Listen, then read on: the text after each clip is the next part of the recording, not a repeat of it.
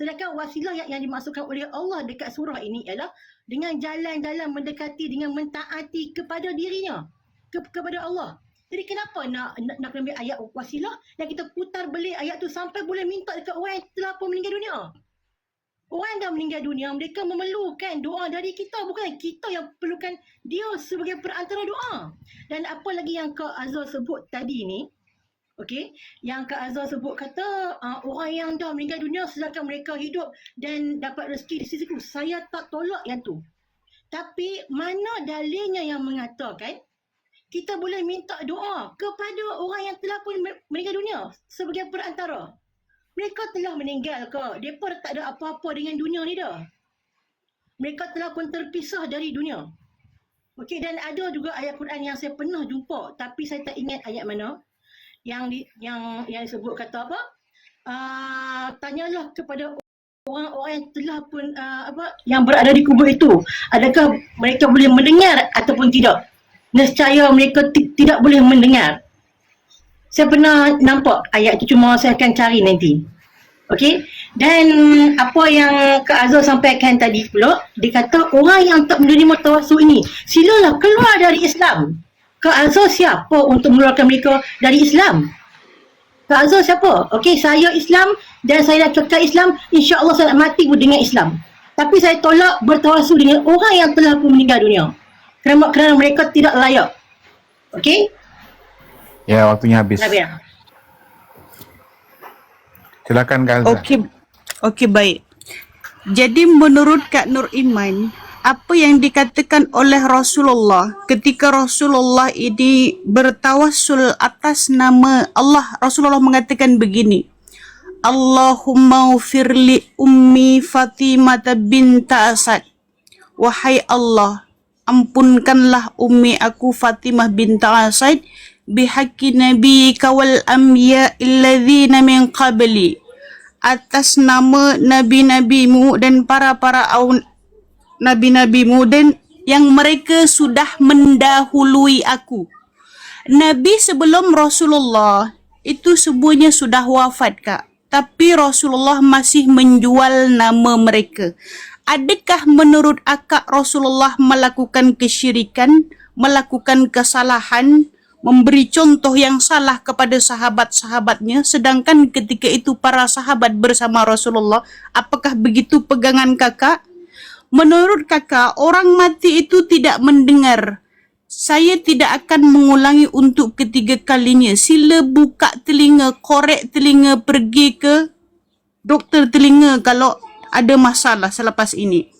Saya sudah bacakan satu hadis Rasulullah ketika perang Badar. Ya Aba Jahl bin Hisham, ya Umayyah bin Khalaf, ya Utbah bin Rabi'ah, ya Syaibah bin Rabi'ah, alaysa qad wajadtum ma wa'ada rabbukum haqqan fa inni qad wajadtu ma wa'adani rabbi haqqan. Wahai Abu Jahal bin Hisham, wahai Umayyah bin Khalaf, wahai Utbah bin Rabi'ah, wahai Syaibah bin Rabi'ah, bukankah kamu telah mendapati apa yang dijanjikan oleh Tuhan kamu itu benar? Sesungguhnya aku telah mendapati apa yang dijanjikan oleh Tuhanku kepada kalian semua itu adalah benar. Kemudian ketika Rasulullah berdialog dengan orang-orang mati ni semua, Sayyidina Umar datang kepada Rasulullah. Ya Rasulullah, kaifa yasma'u wa anni ujib wa qad jaifu. Wahai Rasulullah, bagaimana mungkin mereka mendengar dengan bagaimana boleh mereka menjawab sedangkan mereka telah menjadi mayat yang berbau busuk? Rasulullah kata apa? Walladzi nafsi biyadihi ma antum bi asma' lima aqulu minhum walakinnahum la yaqdiruna ayujibu. Demi Tuhan yang jiwaku berada di tangannya, kamu semua tidaklah lebih mendengar terhadap apa yang aku katakan kepada mereka. Mereka mendengar. Menurut Rasulullah, jangan katakan tidak mendengar. Rasulullah mengatakan kepada Sayyidina Umar, para mati-mati itu semua mendengar. Kalau andai kata mereka tidak mendengar, ketika Rasulullah mengajarkan, wahai ya, bila kalian pergi ke kubur, ucapkan salam kepada mereka, Assalamualaikum ya ahlal diyar. Adakah Rasulullah mengajarkan yang sia-sia? Adakah Rasulullah gila menurut kakak? Begitukah? Sila buktikan. Di mana dalil Rasulullah jangan kalian nidak kepada orang mati, sia-sia je mereka tak mendengar? Mana dalilnya? Mana dalilnya? Silakan. Pernah dengar tak sebelum ni saya korek telinga kau tak korek telinga kau, saya nak Kak Azhar pun korek telinga juga. Wasilah tu apa? Saya nak Kak Azhar jawab. Apa yang dikatakan oleh tafsir wasilah tu apa dekat Quran surah Al-Maidah ayat 35. Okey, itu yang pertama. Okey, yang kedua, pernah dengar tak dulu kata ada hadis yang Nabi pernah melarang orang-orang untuk menziarahi kubur, sahabat-sahabatnya menziarahi kubur. Kenapa? Pada ketika itu kerana mereka menziarahi kubur kerana perkara ni lah. Bertawasul, duk minta dekat orang-orang yang dah mati, menjadikan mereka sebagai perantara doa antara mereka dengan Allah. Okey? Dan apa? Kemudian setelah ilmu-ilmu diberi setelah sahabat-sahabat semua dah ada ilmu, kata oh rupanya tak boleh, ziarah kubur ni hanyalah untuk mengingati mati, barulah Nabi Muhammad membenarkan semula mereka menziarahi kubur. No, jadi saya nak Kak Azhar tolong ulas kenapa dulu baginda melarang dan kemudian baginda membenarkan semula. Saya nak dengar tu dulu. Okey, boleh nak? Kenapa dilarang dan kemudian diizinkan. Nak tahu kenapa dilarang. Masa saya boleh cut kat sini. Saya nak Kak Azhar tolong jawab yang tu, hadis tu. Kak Azhar? Saya cuma tahu yang tu. Oh, sudah bagi saya kah? Itu masih belum habis. Okay, tak apa, esok saya cuma tahu yang tu je. Okey, baik. Jadi sekarang akak tanya kepada saya tadi, apa maksud wasilah? Wasilah ini perantara kita supaya kita didekat dengan Tuhannya. Itu betul. Karena apa? Ketika Allah Subhanahu wa taala di dalam Al-Quran mengatakan kepada Nabi Muhammad, wahai Muhammad, idza sa'alaka anni ibadi fa inni qarib. Wahai Muhammad, jika Nur Iman bertanya tentang aku, maka katakan kepada mereka, sesungguhnya aku ini dekat sahaja. Maka da'i kepada aku, minta kepada aku, maka aku akan ijabahkan apa yang Nur Iman minta. Jadi di sini syarat untuk orang terkabul doanya bila dia punya keadaan hamba dengan Khaliknya qarib, taqarrub, fa inni qarib. Sesungguhnya aku dekat. Maknanya di sini syarat kepada kabulnya pada doa seorang hamba dalam posisi yang dekat. Dekat mean dia menjalankan apa yang disyariahkan oleh Tuhannya. Jadi sekarang ini kenapa kemudian kita berwasilah kepada wali, kepada Nabi? Sebab mereka itu dekat dengan Tuhannya. Melalui mereka itulah doa permintaan kita itu sampai. Itu yang dipanggil wasilah. Dan itu diajar oleh Rasulullah kepada orang buta tadi. Okey, sekarang yang kedua. Ketika akak membawa satu hadis, mungkin hadis yang berbunyi, nahaitukum an ziyaratil kubur fazuruha. Dulu aku pernah menghalang kalian daripada menziarahi kubur, maka sekarang berziarahlah. Begitu. Kenapa? Kakak bertanya. Apa alasan Rasulullah ketika Rasulullah di awal menyebarkan Islam, ketika itu akidah mereka apa? Kafir, tidak mengenal Tuhan. Jadi Rasulullah bila sudah sahabat-sahabat mereka ini sudah mantap imannya, sudah mengetahui walaupun mereka minta tolong untuk didoakan kepada kawannya, tetapi dia punya iktikad, keyakinan mereka itu yang mengabulkan hanyalah Allah Subhanahu wa taala. Begitu bukan? Jadi Rasulullah melihat di situ. Maka Rasulullah fazuruha. Maka sekarang saya nampak kalian iktikadnya, akidahnya sudah betul kepada Allah pencipta alam ini. Maka sekarang sila ziarah kubur itu. Kenapa? Karena kubur itu fa innaha tadhakkarul akhirah. Karena kubur itu boleh mengingatkan kalian tentang akhirat dan tidak terlena kepada dunia. Jangan ini maksud daripada hadis tersebut. Tidak ada di dalam hadis tersebut, jangan kalian ziarah kubur selama-lamanya. Tidak ada. Tidak ada. Mana dalilnya mengatakan tidak boleh ziarah kubur selama-lamanya? Itu mana dalilnya? Jangan akak berdusta kepada hadis-hadis Rasulullah. Man kadzaba alayya falyatabawa maq'adahu minan nar. Barang Azhar habis, maaf. Okey, baik. Okey, baik. Okey.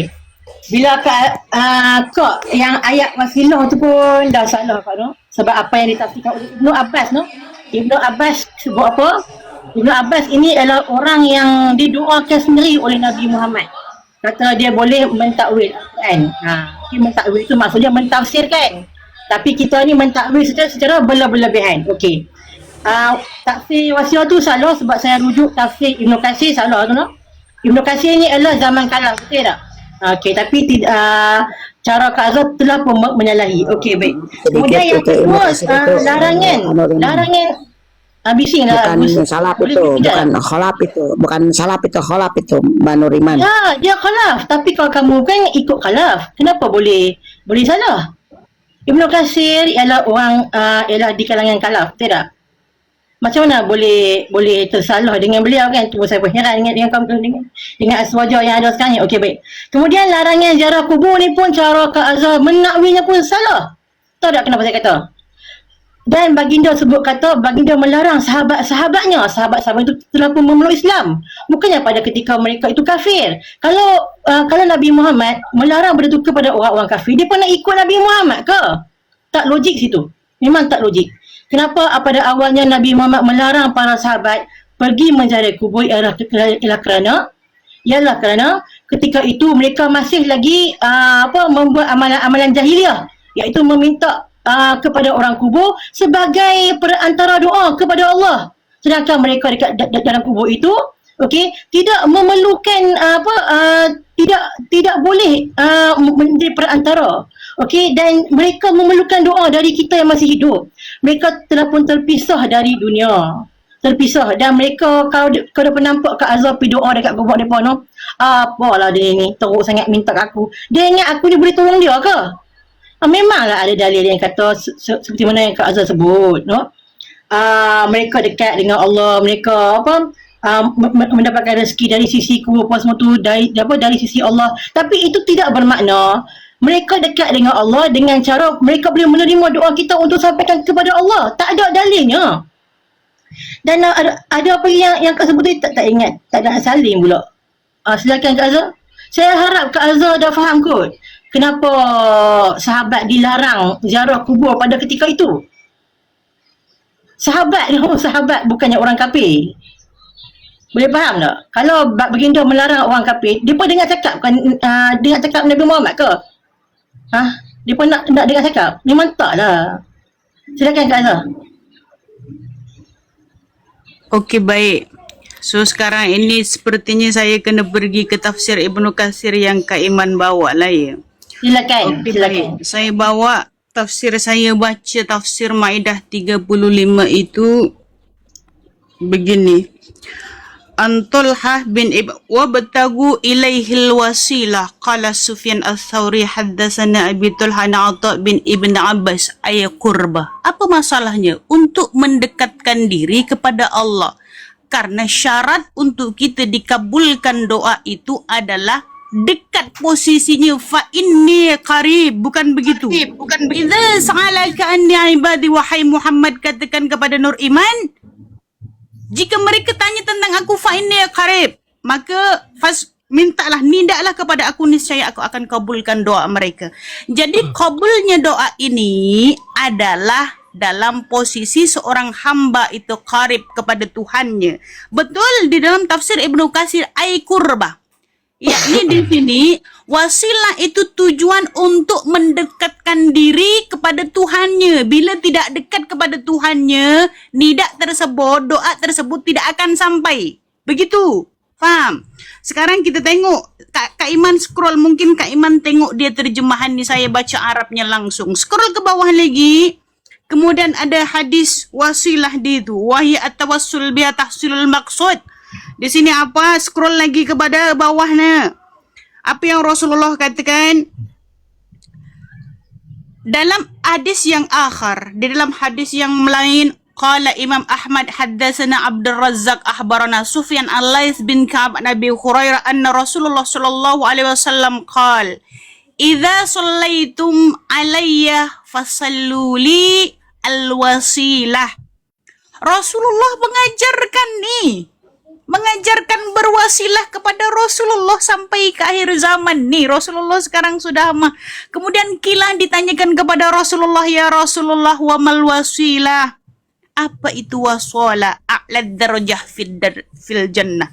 Yakni seorang hamba itu bila dia berwasilah kepadaku, maka dia posisinya akan diangkat. Begitu. Sekarang akak mana dalil Rasulullah mengajarkan jangan bertawasul itu di mana? Cuba bagi saya satu dalil saja.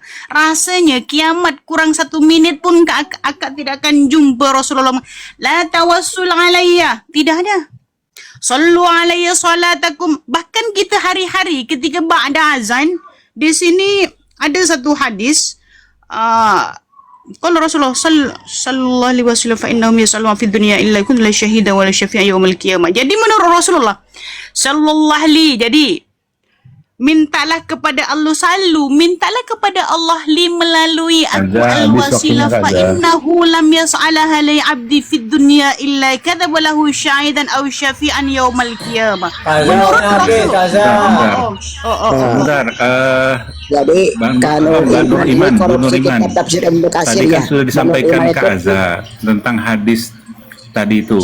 Sekarang ada nggak pembatasan dari hadis tadi mengenai tawasul kepada orang mati? Kalau ada sebutkan dalilnya. Tadi sudah disampaikan tadi. Sekarang sebutkan dalil pembatasan terhadap orang yang sudah mati tidak boleh bertawasul. Silahkan. Ya, silakan Kak Azhar. Itu soalan untuk Kak Azhar ke saya? Dia minta kepada kamu. Saya tadi sudah Saya. banyak bagi dalil. Di mana dalil menghadkan itu tidak boleh kepada orang mati? Ataupun mungkin ada dalil yang very terang mengatakan jangan tawasul. Mana? Sedangkan kita ba'da azan pun selalu tawasul kepada Rasulullah. Gimana itu? Banur Iman jangan korupsi ya. Korupsi kepada Imam Ibnu Katsir itu buat fitnah itu. Saya tak korupsi, saya hanya membaca tafsirnya sahaja. Dengan Terjemahan saja Ustaz Agus. Sebab itu mungkin jadi kenapa kita ni orang ajam, tak perlu nak terpaling Arab. Tak perlu. Itu memang bahasa syurga. Quran datang dengan bahasa Arab. Saya hujah. Jangan sampai saya hujah. Sebentar. Biar nggak melebar kemana-mana. Tadi Kak Azza sudah menyampaikan. Tawasul berdasarkan dalil-dalil tadi. Sekarang Bu Iman sampaikan dalil pembatasan menurut Rasulullah atau menurut Quran bahwa tawasul tidak boleh dengan orang mati. Silakan. Okey, baik. Saya cuba ni ya.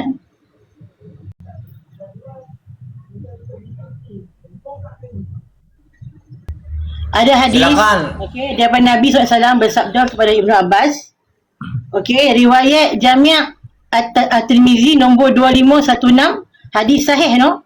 Okey, apabila engkau meminta, maka memintalah kepada Allah. Apabila engkau memohon pertolongan, maka mohonlah pertolongan kepada Allah. Tak ada pula Nabi kata bertawasullah kamu pun tak ada. Apa hadis yang Kak Azhar bawa tadi ni? Kak Azhar seleweng. Kak Azhar menyeleweng dengan hadis ayat Al-Quran wasilah pun Kak Azhar menyeleweng. Kata Kak Azhar faham bahasa Arab, tapi mungkin Arab yang tak ada ilmu alat lah kan. Mungkin sebab tu Kak Azhar boleh terpesong dengan fahaman bahasa Arab yang Kak Azhar sendiri faham. Okey, saya mengaku saya tak faham bahasa Arab. Saya hanya baca terjemahan dengan tafsir saja. Okey, tapi saya tengok orang yang faham bahasa Arab yang tak ada ilmu alat ni bahaya sangat-sangat bahaya. Nanti jadi pengikut Kak Azhar ni hati-hati nak kaji dulu. Okey, baik. Sebab saya ulang semula, okey, Nabi Muhammad SAW telah pun bersabda kepada Ibnu Abbas, apabila engkau meminta, maka mintalah kepada Allah, dan apabila engkau memohon pertolongan, mohon pertolonganlah kepada Allah. Tak ada pun Nabi sebut kata bertawasullah engkau kepada orang yang telah pun mati. Tak ada. Kalau Kak Azhar kata saya pekak ke apa ke, mungkin saya dengar apa yang saya dengar tu Kak Azhar putar balik apa yang Nabi sebut. Yang Allah atas arasy pun Kak Azhar putar balik juga. Okey, dan tentang surah Al-Ghafir ayat 36-37 pun Kak Azhar putar balik kalau Kak Azhar masih ingatlah. Kalau Kak Azhar kalau Kak Azhar masih ingat dan masih tidak nyanyuk lagi pasal surah Al-Ghafir ayat 36-37 pun Kak Azhar putar balik ayat tu. Okey, dan sekarang ni mungkin tajuk kita ialah tawasul, tapi tawasul sini dapat tengok surah Al-Maidah ayat 35. Kalau nak saya baca tafsirnya secara lengkap pun I'm okay. Boleh minta izin kalau saya nak baca lengkap, Tuan Hus. Tuan Kan kita Sebentar Bu Nurman, tadi yang disampaikan tadi belum memperlihatkan data mengenai larangan Rasulullah baik dari hadis maupun Quran yang menerangkan tak ada bahwasanya larangan, dilarang untuk dengan sebutan bertawasul tawasul. dengan orang yang sudah mati. Tadi Bu Nurman belum menyampaikan itu dalilnya. Ya, dia larangan dengan tawasul kita ada. Larangannya di mana? Sebutkan di hadis Tapi mana? Di hadis mana? Kalau di Quran surat apa? Ayat berapa? Silahkan. Bu Nur Dia Iman. tidak ada nas yang menunjukkan Mungkin Nabi di Quran surat Az-Zumar ayat 3 coba buka. Apa dia? Az-Zumar Surah ayat mana? 3. Coba Quran surat Az-Zumar ayat 3, Quran surat Fatir ayat 14. Coba buka di Okey, situ. baik, saya buka surah Az-Zumar dulu. Surah Az-Zumar di surah ke berapa? Boleh beritahu tak surah ke berapa? Ayat 3. Dah ada surah ke berapa? Ayat surah Az-Zumar ayat 3. Allah, tak faham ni saya jap. Saya tengok balik. Sebab saya kena tahu surah ke berapa. Quran saya kecil. Saya tak tahu dia surah ke berapa. Sekejap surah Az-Zumar ayat 3. Surat 39 Oh, Az-Zumar. 39. Okey, baik. 39.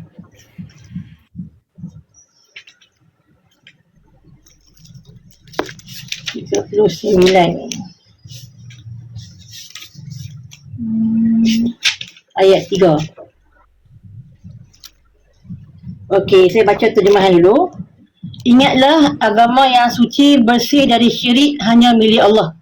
Orang musyrikin yang mengambil pelindung selain daripada Allah berkata, kami tidak menyembahnya melainkan supaya mereka mendekatkan kami kepada Allah sedekat-dekatnya. Sesungguhnya Allah akan menghukum mereka atas perselingkahan mereka itu. Sesungguhnya Allah tidak memberi hidayah kepada pendusta dan orang yang sangat ingkar. Okey, apa yang kita nak bincang dengan ayat ni?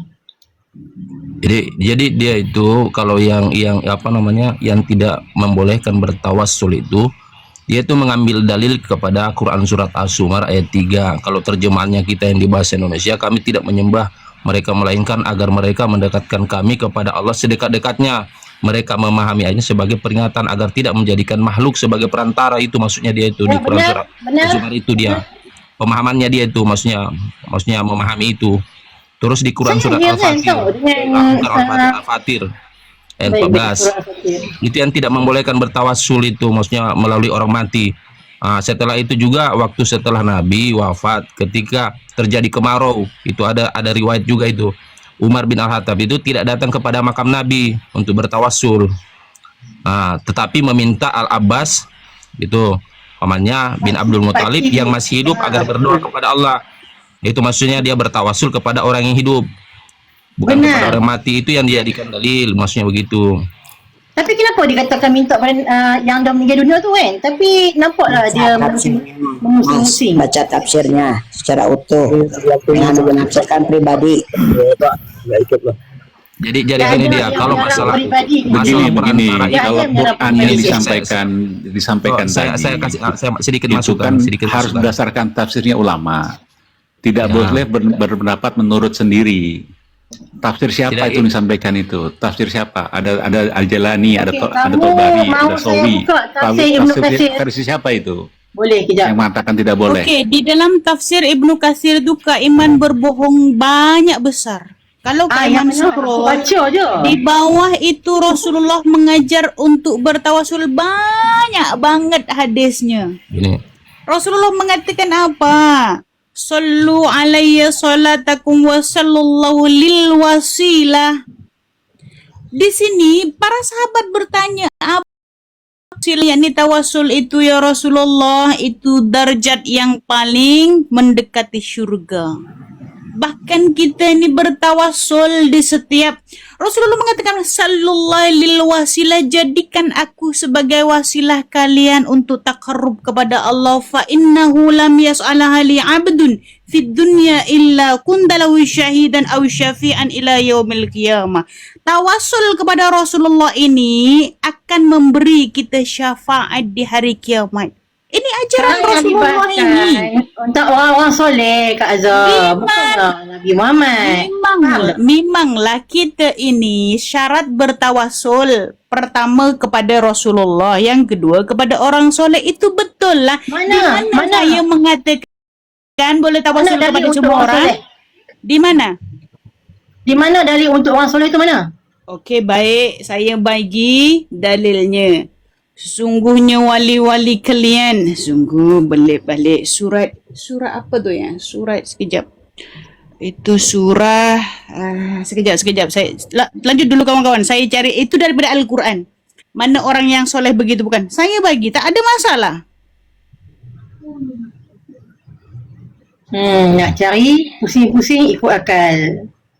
Host, Bang Joy. Ini kalau soal bab ini tidak akan pernah selesai, saya kasih tahu. Dari para ulama terdahulu juga itu Saya sudah bagi ayat Kaiman Doori. tawasul. Jadi para ulama itu sepakat tawasul itu boleh. Cuman ada beberapa tawasul yang tidak sepakati. Maksudnya ada perbedaan pendapat di situ, dan perbedaannya itu tidak pernah selesai sampai sekarang. Kita juga mau selesaikan itu tidak akan selesai. Oke, Bang Lausa, saya jawab ya. Begini, kalau antum mengatakan ada perbedaan, silahkan hadirkan perbedaan itu ulama yang sepadan zamannya.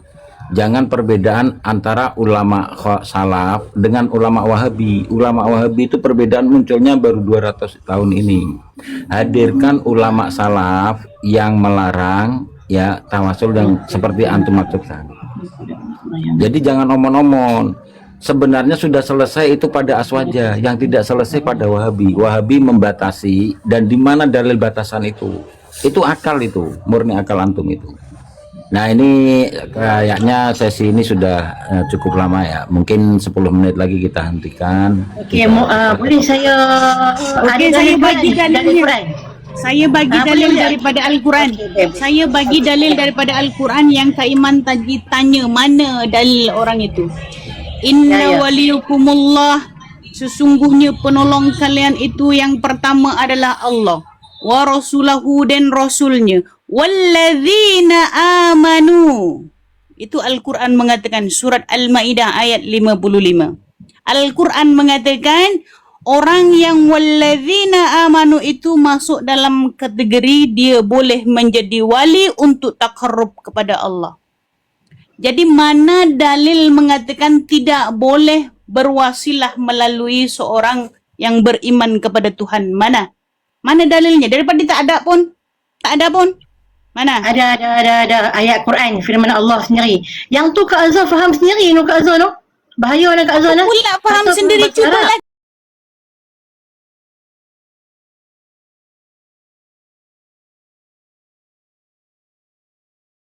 Ya, aku bersyukur kepadamu Bapa, Tuhan langit dan bumi. Wow, apa ini? Daripada tadi cerita masalah ilmu alat, nak tes juga. Ini wow apa? Kenapa dibaca rofa di sini? Kedudukannya sebagai apa? Cuba bagi tahu saya dah mengaku awal, saya tak faham bahasa Arab, dah mengaku dah. Kalau Okey, baik. akak tidak tahu menilai orang itu, sama ada dia tahu ke tidak, jangan mengejas awal. Itu namanya Ini otak Nur rosak. Iman, ketika Anda menyalahkan Kak Azhar, itu berdasarkan apa? Okey, kejap. Saya nak baca balik. Sebab sebelum tu Kak Azhar, ada ayat Al-Quran surah An-Naml ayat 80 yang mana Allah berfirman, sesungguhnya engkau wahai Muhammad tidak dapat memperdengarkan kepada orang-orang yang telah mati, dan tidak pula memperdengarkan seruan kepada orang-orang yang peka apabila mereka berpadu ke belakang. Itu satu. Sekarang saya nak baca balik apa yang Kak Azhar takwil tu pasal Al-Quran surah Al-Maidah ayat 55. Sesungguhnya pelindung kamu hanyalah Allah dan Rasulnya, serta orang yang beriman dan mengerjakan solat, menunaikan zakat, serta mereka rukuk tunduk kepada Allah. Okey, bukan 56 kot. Okey. Dan siapa yang menjadikan Allah dan Rasulnya serta orang yang beriman itu sebagai pelindungnya, maka sesungguhnya Hizbullah itulah yang pasti menang. Hizbullah tu apa? Walladzina amanu itu Kak. Itu akak tengok huruf ada waw atof. Maksud atof itu maktuf kepada huruf yang sebelahnya, lafaz yang sebelahnya. Kita nak pergi kepada memahami kemudian kita dah. Rasul, kemudian Walladzina amanu itu, walladzina itu orang-orang yang beriman kepada Tuhan. Yakni orang soleh lah. Yang telah mati ke? Yang dah mati ke yang masih Di hidup? sini tidak ada kemudian Tuhan melimitkan dia mati ke tidak ada. Sebab amalan orang soleh itu tidak akan pernah putus. Ya, meminta doa kepada orang-orang yang soleh Di itu mana dalilnya di dalam ayat Yang ini masih mengatakan hidup. ini Di mana dalilnya orang yang telah mati? walladzina amanu ini hanya yang hidup ya? Di mana dalilnya? Sedangkan Tuhan Di sendiri mana tidak dalilnya melimitkan. untuk orang yang mati? Mana dalilnya untuk orang yang mati tu ya? Kan awal tadi saya sudah bagi bukan Rasulullah. Bukan. Rasulullah bertawasul Tak ada, kepada tak ada, Nabi tak ada. sebelumnya yang sudah wafat. Kayaknya kita harus cukup. Kak Azhar banyak Nah, memutar Norman, kita Allah dan sudahi dulu begini.